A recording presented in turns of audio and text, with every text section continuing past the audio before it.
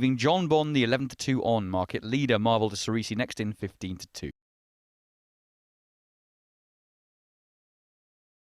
Commentary comes from Alan Howes. Coming in, and they're off. The EFT Systems Margor Novices Steeplechase and Grade 1 Company gets us underway on Grand National Day here at Aintree. As they take the first fence, the cross fence on the side, it's Marvel de Cerisi who leads early on under Rachel Blackmore. From the hot favourite John Bon, who races in second. He in turn then about 4 lengths clear from Calico, dark green and white with the orange cap, and Hussein is with him as they enter the home run and head towards the first of 3 fences in the straight. Oh, Marvel de Cerisi took a real chance there. Gets the other side okay though, and lands running by 2.5 lengths in front as they go towards an open ditch. Marvel de Cerisi stood off again. Not quite as alarming as the previous fence though. Lands running by an advantage of about 8 lengths now perhaps, has stepped on the gas between these 2 fences. From John Bon, and then came Calico, who pressed John Bon, of course, in the Kingmaker early on the season all the way. Hussein back in 4th, as this will be the final fence next time around. Marvel de Cerisi leads the way for the Henry de Bromhead team under Rachel Blackmore. Will be on board, ain't that a shame, later on in the Grand National, leading by a couple now. John Bon has closed in the gap. John Bon, he lost an unbeaten record over fences in the Arkle last time, trying to give Nickey Henderson another winner in this race. A race he's taken in the past of the likes of Finian's Rainbow Sprinter, Sakura and Shishkin. Calico's back in 3rd place under Harry Skelton. He rides Lamilos later on. And then came Hussein, last of the quartet under Brian Hughes. Into the back straight, 4 fences await them down there. And it's Marvel de Cerisi racing enthusiastically out in front, a little close to that one. That gave John Bon a chance to close in, to be only a length or so behind now. 4 lengths away then to find Calico at the second of the fences down the back. And then Hussein, who continues to be last of the quartet. At this next plain obstacle, it's once again Marvel de Cerisi who landed with the lead. From little wider out John Bon as they approach the open ditch down the far side, fence number 7. Calico lands in 3rd, quite deliberate there, Hussein. And a good long look at the ditch though, just getting a little bit detached. And behind Calico now by the tune of 8 lengths, that second to last horse. At the final fence over on the back straight, and John Bon's come there going strongly to the outside of Marvel de Cerisi.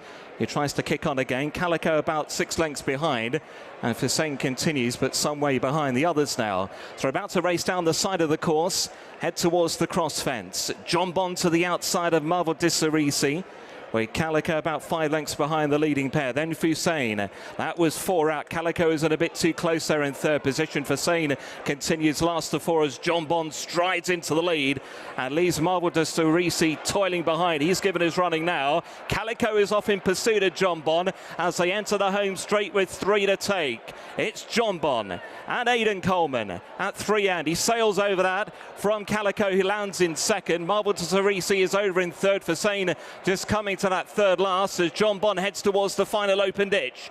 2 from the end, steadies, and he's over in front. Calico looking to close in now, and now just a shake at the range from Aidan Coleman. Calico though is also under pressure, looking to close the gap, drawing right away from Marvel de Cerisi and Hussein, who has cleared that 2nd last, racing down to the final fence. And it's John Bon beginning to assert now. Calico is about 8 lengths behind in 2nd, out the final fence, and John Bon is over safely. Calico is down. Calico has fallen when in 2nd place. Marvel de Cerisi has now inherited that, but John Bon left clear by that final fence fall and goes on to win and records his 4th win over fences. He takes the Margor Novices Chase. John Bon the winner from Marvel de Cerisi in 2nd, and Hussein last of 3 to get round.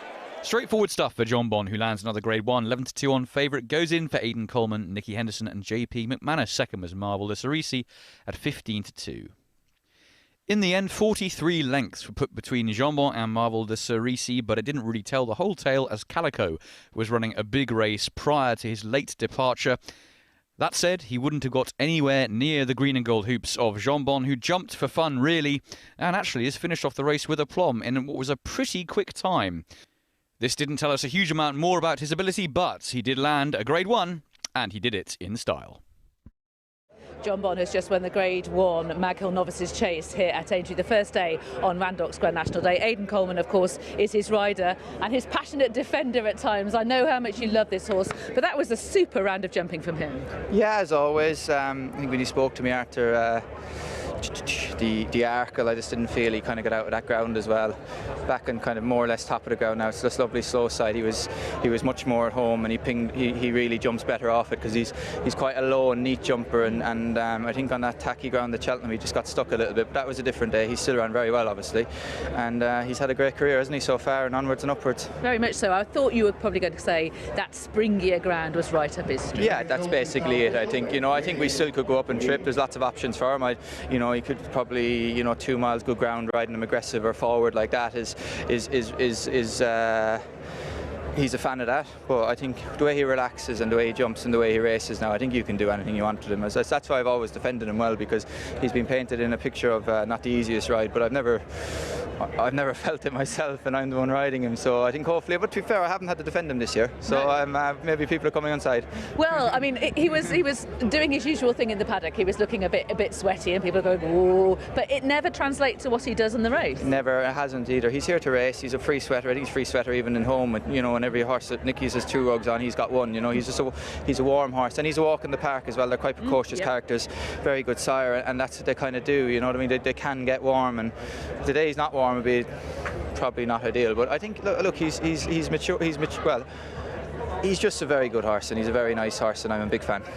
Now, if you had a free hand, imagine it was just you solely making the decision next season, and I know it isn't, but what would you like to do in your mind's eye? Would you love to take Al Fabiolo and the existing top 2 milers on the right kind of surface, or would you like to go for a sort of more Ryanair type of route? What would you prefer?